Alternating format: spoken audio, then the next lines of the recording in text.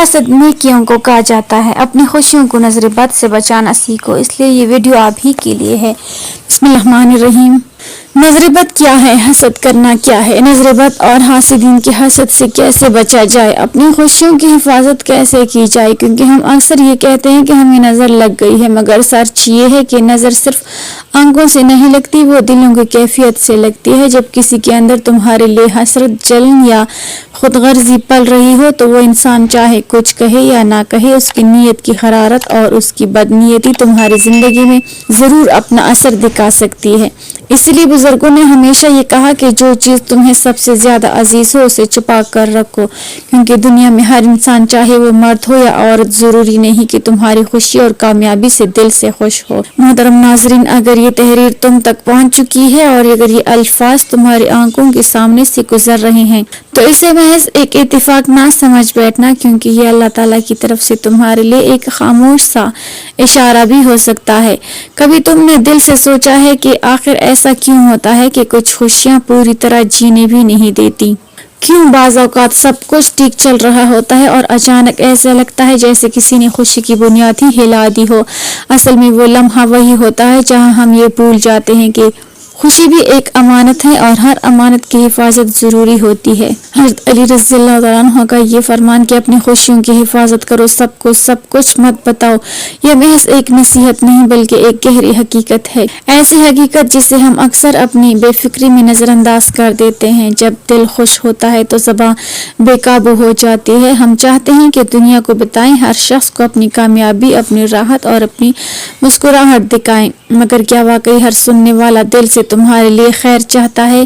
کیا ہر دیکھنے والی آنکھ تمہارے لیے دعا گو ہوتی ہے؟ حقیقت یہ ہے کہ نہیں، ہرگز نہیں۔ بعض اوقات وہی لوگ جنہیں ہم اپنی خوشی سنا کر خوش کرنا چاہتے ہیں، انہی کے دلوں میں وہ خوشی ایک چنگاری بن کر جلنے لگتی ہے، اور یہی چنگاریاں رفتہ رفتہ تمہارے سکون کو جلا ڈالتی ہیں۔ نظر بد کوئی وہم نہیں۔ محمد صلی اللہ علیہ وسلم نے واضح فرمایا کہ نظر بد حق ہے، اور یہ حق ہونا اس بات کا ثبوت ہے کہ اس کا اثر محض نظر سے نہیں بلکہ نیت، حسرت اور دل کی کیفیت سے جڑا ہوتا ہے۔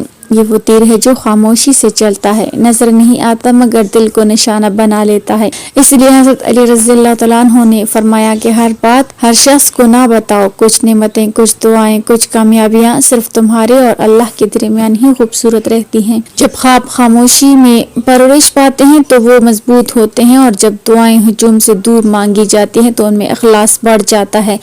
ہر خوشی نمائش کے لیے نہیں ہوتی، کچھ خوشیاں صرف ان لوگوں کے لیے بانٹنے کے لیے ہوتی ہیں جو تمہاری مسکراہٹ دیکھ کر جلتے نہیں بلکہ سجدہ شکر ادا کرتے ہیں۔ قرآن کریم میں بھی اشارہ ملتا ہے کہ نعمتوں کا بے جا اظہار حسد کرنے والوں کے لیے دروازہ کھول دیتا ہے، اور بعض اوقات خاموشی سب سے بڑی ڈھال بن جاتی ہے۔ جب تمہاری کامیابی تمہارے عمل سے ظاہر ہو، تمہاری زبان کے شور سے نہیں، تو تمہارا رب خود تمہاری خوشیوں کا محافظ بن جاتا ہے۔ ذرا غور کرو، کتنی بار ایسا ہوا کہ تم سے کوئی خوشی سب کے سامنے بانٹی اور چند ہی دن میں وہ خوشی ختم ہو گئی، وہ رشتہ بکھر گیا، وہ موقع ہاتھ سے نکل گیا، وہ سکون ادھورا رہ گیا۔ یہی وہ لمحہ ہوتا ہے جہاں انسان کو سمجھنا چاہیے کہ یہ خوشیاں دکھانے کے لیے نہیں بلکہ سنبھالنے کے لیے ہوتی ہیں، دل کے اندر سجانے کے لیے ہوتی ہیں، دنیا کے سامنے لٹانے کے لیے نہیں۔ آج کے بعد یہ بات دل میں بٹا لو کہ اپنی خوشیوں کو ایسے چھپاؤ جیسے کوئی قیمتی خزانہ چھپاتا ہے، کیونکہ دنیا میں آنکھیں بہت ہیں مگر ہر آنکھ خیر کی نہیں ہوتی۔ خاموش رہنا کمزوری نہیں بلکہ حکمت ہے۔ سکون زیادہ دعاؤں سے نہیں بلکہ نیتوں کی صفائی سے جڑا ہوتا ہے۔ کچھ لوگ دن رات عبادت کرتے ہیں مگر دل میں دوسروں کے لیے جلن رکھتے ہیں، اور کچھ لوگ کم بولتے ہیں مگر دل میں سب کے لیے خیر چاہتے ہیں۔ اللہ دلوں کو دیکھتا ہے، ظاہری اعمال کو نہیں۔ اس لیے اگر نیت صاف ہو تو تمہاری خاموشی بھی دعا بن جاتی ہے، اور اگر نیت خراب ہو تو تمہاری نیکیوں کا چرچا بھی فتنہ بن جاتا ہے۔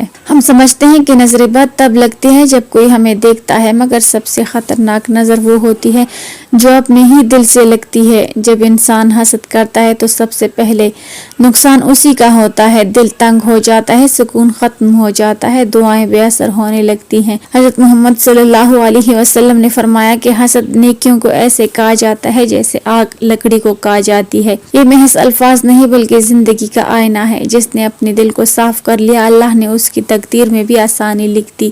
دوسروں کے لیے بھلائی چاہو، چاہے وہ تم سے آگے ہی کیوں نہ نکل جائیں، کیونکہ اللہ کے خزانوں میں کوئی کمی نہیں۔ اگر کسی کو ملا ہے تو تم سے چھینا نہیں گیا، بلکہ تمہارے لیے کسی اور وقت میں کچھ بہتر لکھ دیا گیا ہے۔ زندگی کا سب سے بڑا سکون تب ملتا ہے جب انسان خود کو دوسروں سے موازنہ کرنا چھوڑ دیتا ہے، کیونکہ ہر ایک کا امتحان الگ ہے۔ کسی کا امتحان دولت ہے، کسی کا صحت، کسی کا تنہائی۔ تم نہیں جانتے کہ کون راتوں کو رو کر سویا ہے، پھر تم اپنے دنوں کو دوسروں کے پیمانے سے کیوں تولتے ہو؟ اللہ کبھی کسی کا حق ضائع نہیں کرتا، بس ہر چیز کا ایک وقت ہے۔ تم دعا کرتے رہو، نیت صاف رکھو، شکر ادا کرتے رہو، اللہ تمہیں وہ دے گا جو تمہارے حق میں بہتر ہے، چاہے تم ابھی اسے سمجھ نہ سکو۔ اللہ پاک ہمیں دین کی سمجھ نصیب فرمائے اور ہمیں نیکوکاروں میں شامل کرے، آمین۔ ناظرین، کمنٹ باکس میں اللہ تعالیٰ کے 99 ناموں میں سے ایک نام ضرور ٹائپ کریں۔